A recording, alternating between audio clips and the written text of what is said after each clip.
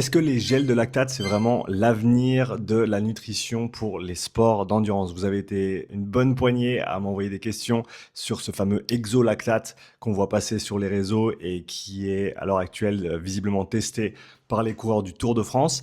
Et donc, je me suis plongé un petit peu dans ce qui est en train de se faire au niveau de la recherche sur l'utilisation de lactate exogène, hein. Le lactate, on va en parler, mais c'est quelque chose que ton corps produit de toute manière. Mais il semblerait que ça commence à être utilisé comme source d'énergie exogène, au même titre que les glucides et glucose, fructose qu'on utilise dans les différentes choses qu'on va consommer durant un effort d'endurance, qui va apporter des bénéfices au niveau des performances, au niveau de la durabilité, au niveau de la récupération.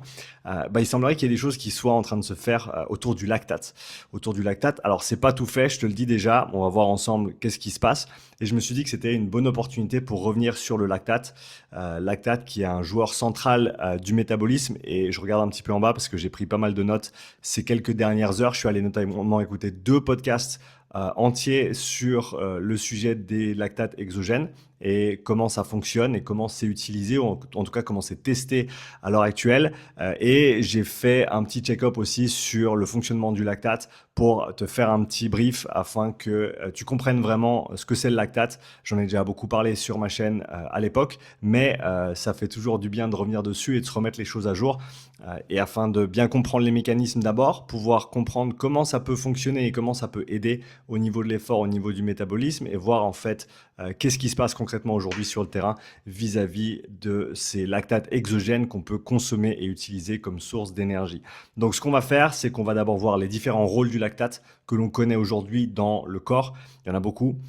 Les problèmes auxquels on doit faire face quand on parle de prise ou de consommation de lactate de manière exogène.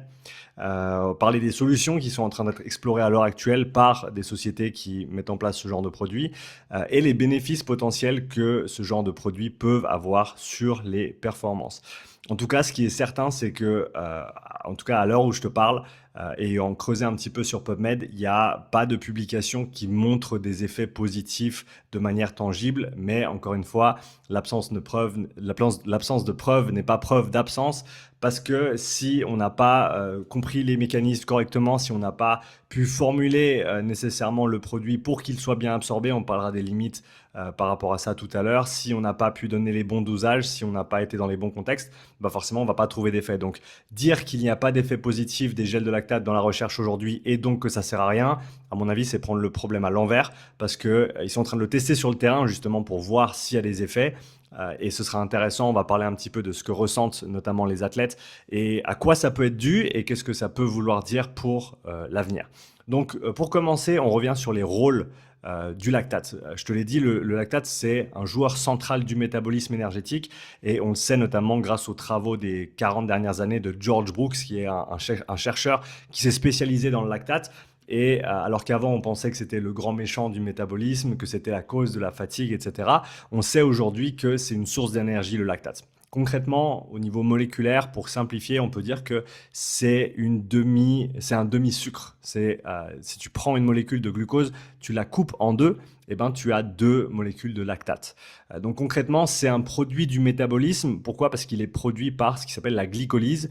La glycolyse qui est l'utilisation des sucres, du glucose, ou concrètement du glycogène musculaire, et qui va, au travers de plusieurs étapes enzymatiques, produire de l'ATP, ou nous donner et régénérer de l'ATP, et nous donner également du lactate. Ce lactate, il est donc produit dans tes fibres musculaires, mais ce qui est assez chouette, c'est qu'il est aussi recyclé par tes fibres musculaires. Typiquement, au repos, par exemple, tes fibres lentes, faut savoir qu'on a des fibres lentes et des fibres rapides, au repos, tes fibres lentes, elles produisent du lactate.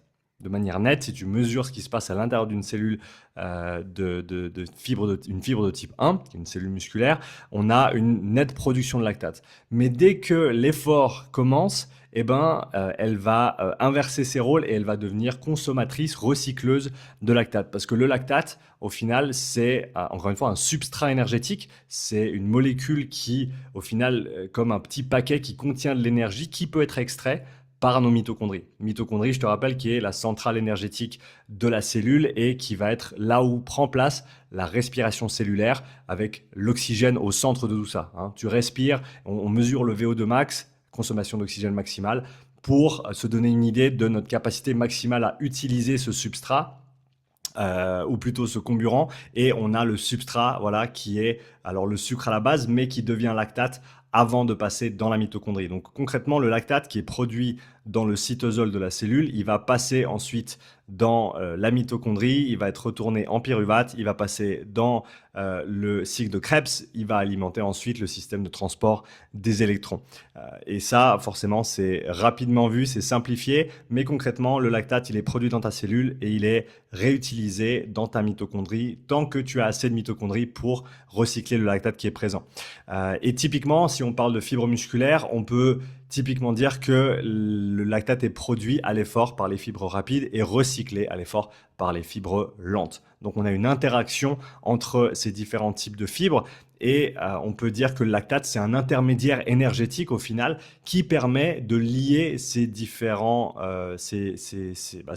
fibres, ces différents types de muscles et de faire en sorte que tout fonctionne ensemble. Parce que si c'était tout cloisonné, ça fonctionnerait beaucoup moins bien. Les fibres rapides produisent beaucoup de lactate, elles peuvent pas le recycler parce qu'elles n'ont pas beaucoup de mitochondries, et donc elles seraient un petit peu coincées, alors qu'on a des fibres lentes qui sont là et qui sont très très fortes avec ce recyclage de lactate. Et pour être technique, pour ceux que ça intéresse, on a des transporteurs, notamment les transporteurs MCT4 qui permettent d'extraire le lactate des fibres rapides, et les MCT1 qui permettent de réintroduire ce lactate dans les fibres lentes. On sait aussi que le lactate, c'est une molécule de signalisation. C'est une molécule de signalisation importante. Ça joue notamment, il semblerait, avec un récepteur qui se trouve au niveau du cerveau, qui s'appelle GPR81. Et il y aurait, en tout cas, il y a des résultats préliminaires qui montreraient des effets neuroprotecteurs du lactate vis-à-vis de ce récepteur qui est sensible donc au lactate. Et il semblerait qu'il y ait des bénéfices au niveau du cerveau du lactate. Donc ça, c'est une chose. Et on sait aussi que le lactate signale au corps, notamment via la voie du PGC1-alpha, qui est en lien avec la biogénèse mitochondriale. Concrètement, le lactate dit au corps de produire plus de mitochondries, si on veut vraiment simplifier les choses. Donc c'est une molécule de signalisation importante, ce lactate. C'est pas juste un morceau de sucre découpé qu'on a mis de côté. Non, non, c'est super important. On sait aussi que c'est un précurseur gluconéogénique. Ça veut dire quoi? Ça veut dire que c'est l'étape avant de refaire du sucre. Alors ça vient du sucre, on prend glucose ou glycogène, on passe par la glycolyse, on a du lactate. Si besoin, le corps il est très fort là-dessus, il peut toujours revenir en arrière. Si besoin, ce lactate, il peut passer par le cycle de Cori, par le foie, et recomposer du glucose en circulation si on en a besoin. On sait aussi que c'est une source, et on va en reparler plus tard par rapport à ça, on sait que c'est, il semblerait-il, une source d'énergie préférentielle pour le cerveau et pour le cœur. C'est-à-dire que dans des situations de demande énergétique importante, le cœur et le cerveau vont préférentiellement utiliser le lactate comme source d'énergie. Et encore une fois, c'est le lactate, je te l'ai déjà dit avant, mais c'est, pour vraiment schématiser, dis-toi que c'est un demi-sucre prêt à l'emploi. Prêt à l'emploi, pourquoi? Parce qu'il est prêt à passer dans la mitochondrie, il peut facilement être transporté dans le corps, il a des rôles de signalisation importantes. C'est vraiment un joueur central, ce lactate. Il faut vraiment sortir de la tête ces idées que c'est la cause de la fatigue, etc., etc. On n'a même pas parlé d'acide lactique dans tout ça. Le lactate, c'est une molécule de signalisation, c'est un intermédiaire énergétique, c'est un joueur central dans le métabolisme cellulaire et dans le métabolisme global pour le vivant. Maintenant, pourquoi est-ce qu'on l'utiliserait pas pour l'effort? Ça, on arrive sur les problèmes auxquels les chercheurs sont confrontés. Et pour faire cette liste-là, je suis allé voir sur le blog d'un gars qui parle de ça notamment. Je te mettrai le lien en description si ça t'intéresse. D'ailleurs, c'est ces podcasts que j'ai écoutés où ils parlent justement de ce lactate exogène et des recherches qu'ils sont en train de faire et des tests de terrain qu'ils sont en train de faire avec des athlètes en cyclisme, en course à pied notamment. Il y a plusieurs problèmes auxquels on est confronté quand on parle d'absorption de lactate exogène. Parce qu'on en a parlé jusqu'à maintenant, le lactate, il est produit à l'intérieur de tes cellules, à l'intérieur de ton corps, de manière, on va dire, naturelle. Et il y a un problème quand on parle de le consommer depuis l'extérieur. Parce que déjà, il y a ce problème d'absorption. Par où il va passer. Alors, il y a un avantage par rapport au glucose et par rapport au fructose, qu'on citera tout à l'heure, mais il y a un problème d'absorption parce que typiquement, pour l'absorber, ce lactate, il est combiné avec des sels, sodium, calcium, Et il semblerait que ça peut causer, forcément, comme si tu as trop de sodium, ça peut poser des problèmes au niveau de la digestion. Et il semblerait qu'avec ces sels de lactate, il y a aussi un problème au niveau du goût, un goût qui est très très métallique et qui est très très salé. Salut maman. Et ça pose problème forcément pour l'absorption, surtout quand on parle du fait de consommer ce genre de produit pendant des heures et des heures. Si c'est vraiment pas du tout palpable au niveau gustatif, c'est problématique. Et il semblerait qu'il peut y avoir un problème aussi au niveau du tampon métabolique que ça représente, ce lactate, qui va au final alcaliniser le corps, chose qui peut être bénéfique si c'est mesuré, mais si c'est trop important, on peut dérégler potentiellement l'équilibre acide-base, et ça, ce serait vraiment néfaste pour le fonctionnement du corps. Donc il y a plusieurs problèmes auxquels les chercheurs font face quand on parle de l'absorption de ces lactates exogènes. En termes de solutions, ce qu'ils sont en train d'explorer, c'est d'utiliser un apport combiné avec des sucres et ce qui est intéressant notamment, c'est que, j'en parlais juste avant, les lactates sont absorbés via l'intestin par des transporteurs qui sont différents de ceux des glucides et ceux du glucose, pardon, et ceux du fructose. Le glucose, il est absorbé par l'intestin, par un certain transporteur, SGC1, si je ne me trompe pas, alors que le fructose, lui, passe par la voie du foie. Et il semblerait que le lactate passe par encore un autre transporteur. On sait qu'on parle souvent des 60 grammes par heure de glucose. La raison pour laquelle on ne va pas plus haut, alors je sais que maintenant il y en a plein qui vont beaucoup plus haut que ça, mais ça c'est un débat pour un autre jour. La raison pour laquelle typiquement on parlait de 60 grammes de l'heure, c'est qu'au-delà de 60 grammes, tes transporteurs sont saturés et donc tu vas pas forcément pouvoir en absorber plus. C'est comme si tous les bus étaient pleins, on peut plus faire rentrer assez de monde. Alors que l'avantage du lactate, c'est que ça passe par un autre transporteur que le glucose et que le fructose, ce qui fait qu'on arrive à combiner un apport en sucre et en lactate. Et ce qui permet, il semblerait aussi, de pallier à certains des problèmes au niveau gustatif, au niveau du goût et du potentiel d'absorption. Donc ça, c'est quelque chose qui est activement testé à l'heure actuelle. On a parlé on a vu passer dans plusieurs posts sur Instagram le fait que des chercheurs, ou en tout cas les athlètes même sur le Tour de France, sont en train de consommer des lactates à l'effort. Donc typiquement, ça va combiner du lactate et du glucose. On voit les chiffres de, si je ne me trompe pas, c'est 40 grammes de glucose avec 5 grammes de lactate qui vont être combinés. Et ça, ils peuvent en prendre 2 voire 3 de l'heure. Dans les podcasts que j'ai écoutés, ils parlaient de entre 5 et 20 voire 25 grammes de lactate par heure comme fourchette ergogène, si c'est le bon terme, donc avec un effet positif sur les performances. Donc il y a ça à considérer, mais encore une fois, le problème de l'absorption, le problème de la palpabilité qui doit rentrer en ligne de compte. Mais ça, c'est quelque chose qui est activement testé à l'heure actuelle, donc c'est un problème de technologie, si on veut bien, de packager le lactate exogène de manière à ce qu'il soit absorbable, de manière à ce qu'il soit consommable, de manière durable. Parce que c'est ça le vrai problème, c'est tu peux le prendre une fois, c'est dégueulasse, ça passe, mais quand tu dois manger un truc dégueulasse toutes les heures, pendant 6 heures, 7 heures, sur des efforts qui sont très intenses, là ça devient un vrai problème. Maintenant, pour parler des bénéfices qui ont été observés ou qui font partie des hypothèses sur les bénéfices de ce lactate exogène, on peut parler d'abord du temps d'absorption. Il semblerait que le temps d'absorption du lactate est très très bas, de l'ordre de 5 minutes. On sent déjà les effets, alors que pour le glucose, on est autour des 15 minutes et le fructose autour des 20 minutes. Et ça, en ayant écouté un athlète qui utilise ce genre de produit, qui est dans le circuit des tests qu'ils sont en train de faire, il le dit nettement, tu sens quelque chose vraiment en quelques minutes, tu sens la différence. Moi, ce que je comprends comme bénéfice au niveau de ce lactate, et ça on en parlera juste après, la manière dont je le conceptualise, c'est que si tu rajoutes du lactate en circulation, eh ben, c'est du lactate que tu n'as pas besoin de produire. Et donc ce qu'on va faire, et c'est du lactate qui est, on va dire, en excès par rapport à ce qui aurait été produit normalement. Mais concrètement, ce que ça fait, vu que beaucoup de choses opèrent par gradient dans le corps, c'est-à-dire un gradient, c'est une différence de pression entre un côté et l'autre. Donc si tu as beaucoup de molécules à gauche et très peu de molécules à droite, eh ben, ces molécules à gauche, elles vont vouloir, on va dire, descendre, glisser vers la droite pour venir égaliser les niveaux des deux côtés. C'est ça que ça veut dire. Et donc si on rajoute du lactate dans le sang, on va augmenter le gradient de pression de lactate entre le sang et la cellule. Et ce lactate, il va vouloir rentrer dans la cellule et il aura plus de facilité à rentrer dans la cellule. Et si on a plus de lactate directement dans la cellule, eh ben, il y aura encore une fois un gradient plus important pour qu'il rentre dans les mitochondries et qu'il soit utilisé là-bas. Ce qui est intéressant parce que ce qu'on voit notamment, il semblerait sur des séances de basse intensité, c'est que si on consomme du lactate, et uniquement du lactate, sans même consommer des sucres, ce qui va se passer, c'est qu'on va réguler à la baisse la glycolyse. Donc concrètement, tu rajoutes du lactate de l'extérieur, ton corps il a besoin d'en produire moins. C'est un petit peu comme l'exemple de la testostérone. Si tu te complémentes, si tu prends de la testostérone, bah, ton corps il va arrêter d'en produire ou il va en produire moins, il va réguler à la baisse la production de testostérone du fait qu'il y en a déjà en circulation. Et il semblerait que ce soit un mécanisme similaire avec le lactate, c'est-à-dire que si tu consommes du lactate, eh ben, ton corps il va en produire moins.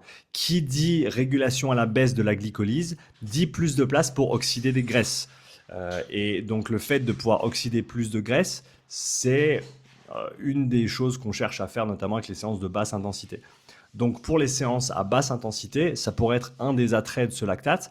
Et l'athlète que j'avais écouté parlait d'utiliser uniquement du lactate. Je crois qu'il parlait de 10 grammes de l'heure, même sur une séance une heure et demie, ou peut-être des athlètes d'endurance vont pas forcément utiliser une complémentation en glucides parce que c'est un effort qui est assez court quand tu as l'habitude de faire des heures et des heures et qu'on veut pas toujours maximiser l'aspect nutritionnel. Mais lui disait qu'il ressentait vraiment un bénéfice à ce niveau-là avec ce lactate supplémentaire sur les séances de basse intensité. Et après, une fois qu'on dépasse le premier seuil, donc on se trouve à moyenne ou à haute intensité, et ben là, il semblerait que le rôle change un petit peu, que ce lactate supplémentaire, ce lactate exogène va venir en soutien de ce que fait déjà le métabolisme et le corps, parce que tu vas recruter des fibres rapides, tu vas produire du lactate, et ce lactate supplémentaire, il semble avoir plusieurs bénéfices. Et il y a une hypothèse que je trouve très très intéressante, et ça revient à un des rôles qu'on a cité au début de la vidéo par rapport au rôle neuroprotecteur du lactate, le fait que le lactate soit un substrat énergétique que le cerveau utilise de manière préférentielle. Potentiellement, on pourrait se dire, sur des bases fondamentales, que si on a plus de lactate en circulation, le cerveau va pouvoir être mieux alimenté, donc le cerveau et le système nerveux par extension va pouvoir être mieux alimenté. Et quand on parle de durabilité, c'est-à-dire de résistance à la fatigue, de pouvoir produire un certain effort après des heures ou après un effort intense, il semblerait qu'il y ait une part métabolique, mais il y ait aussi surtout une part centrale au niveau du système nerveux, notamment dans la capacité neuromusculaire à recruter les fibres, à recruter les muscles, à faire le travail. Et ça, pour ceux qui courent par exemple, tu t'en rends compte à la fin d'une sortie longue, quand tu as les jambes qui sont fatiguées. Mais c'est pas juste les jambes qui sont fatiguées, c'est le cerveau qui est fatigué aussi. Tu sens que tu as une baisse de coordination. Peut-être ta cadence de pas, elle va être réduite. Peut-être ta clarté mentale va être réduite un petit peu. Et ce qui est intéressant, c'est que les athlètes qui utilisent ces lactates exogènes dans ces phases de test, ils semblent donner des retours comme meilleure clarté mentale, notamment après plusieurs heures d'effort, des RPE qui sont plus bas aussi, des ressentis musculaires qui sont meilleurs également pour un effort donné. Ça a été testé notamment sur des tests progressifs, des tests rectangulaires, notamment avec des paliers de 6 minutes, avec des repos d'1 minute. Il semblerait qu'on arrive à repousser les seuils, en tout cas par rapport à une situation où on n'utilise pas de lactate exogène, il semblerait que les seuils soient repoussés vers la droite, notamment le premier seuil soit impacté de manière assez considérable par cette prise de lactate exogène. Et donc pour revenir aux bénéfices, potentiellement à basse intensité, une régulation à la baisse de la glycolyse et donc une augmentation de l'oxydation des graisses. Et de l'autre côté, à intensité, donc moyenne haute ou très haute, potentiellement un rôle neuroprotecteur, potentiellement une meilleure alimentation du cerveau et du système nerveux, potentiellement une meilleure durabilité du fait de cette meilleure coordination motrice, cette commande motrice, comme Anaël Aubry dirait, qui va être améliorée, qui va être mieux soutenue, et qui permettrait d'avoir un meilleur effort dans la durée, d'être plus résistant de ce point de vue-là. Donc voilà un petit peu le tour de tout ce que j'ai pu trouver sur ce sujet des lactates exogènes. Je le rappelle encore une fois, c'est en études, mais c'est des études qui sont internes, il semblerait, aux entreprises qui notamment veulent commercialiser ces produits. Donc c'est pas encore publié. mais je vous mettrai le lien de la personne en question que j'ai cité plusieurs fois en dessous pour que tu puisses aller checker et écouter les podcasts aussi que j'ai trouvés sur le sujet. En tout cas, ça reste un sujet d'actualité, ça reste un sujet très très intéressant. Il semblerait qu'il y ait les bases théoriques et fondamentales au niveau des mécanismes et sur pourquoi ça fonctionne. Donc ça, c'est déjà une bonne chose si on arrive à expliquer ou si on arrive à donner des hypothèses sur pourquoi ça fonctionnerait bien. Et il semblerait que sur les tests préliminaires, il y ait des bons ressentis. Maintenant, avoir le vrai transfert sur les performances. Après, je dirais que si déjà l'athlète se sent mieux en l'utilisant, il y a de grandes chances que ça ait un impact positif, même si une étude X ou Y ne montre pas de gain chiffré en watts ou quoi que ce soit. Je suis convaincu que si tu te sens mieux en utilisant quelque chose, eh ben, ça va t'aider à faire ce que tu as à faire.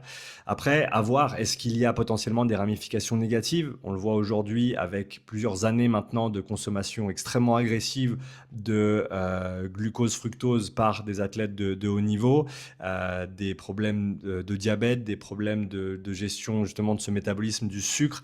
Est-ce que cette consommation exogène de lactate aura un impact négatif sur le métabolisme, un dérèglement potentiellement sur le long terme de tous ces mécanismes? Ça, on ne le sait pas et très certainement, on ne le saura pas avant que ce soit trop tard. Un petit peu comme c'est le cas avec le sucre, un petit peu comme c'est le cas avec beaucoup de choses. Hein. S'il y a un profit à faire et si on voit des bénéfices, on va rarement se dire eh ben, on va attendre 5 ans avant de vraiment l'utiliser pour voir quels sont les effets à long terme. On va l'utiliser et puis on paiera les pots cassés plus tard. Donc, moi, j'ai pas de conseil à te donner sur qu'est-ce que tu dois faire parce que typiquement, ce genre de produits sont pas encore trouvables sur le marché ou alors viennent vraiment juste de sortir. Moi, j'attendrai en tout cas un petit peu plus longtemps avant de me lancer là-dedans. Ce qui est certain, c'est que c'est extrêmement intéressant. Merci à ceux qui m'avaient posé la question. J'espère que cette vidéo t'aura éclairé un petit peu. J'attends en tout cas tes questions en commentaire et on se voit bientôt pour la prochaine. À plus.